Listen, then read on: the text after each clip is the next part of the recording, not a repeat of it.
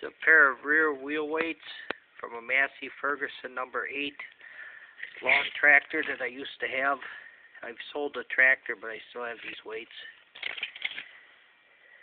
They have a MF cast into them for Massey Ferguson.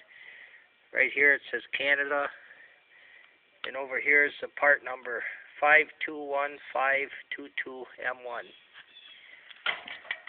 And they're both identical. The wide outer edge looks to be about 5 3/4 inches. The inner side is a little bit smaller diameter. That's about 5 1/4, 5 3/8 maybe. And then they are roughly 4 inches wide or thick.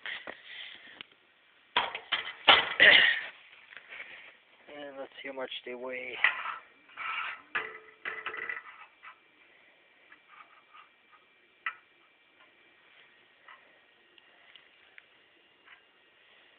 They weigh about 20 pounds each.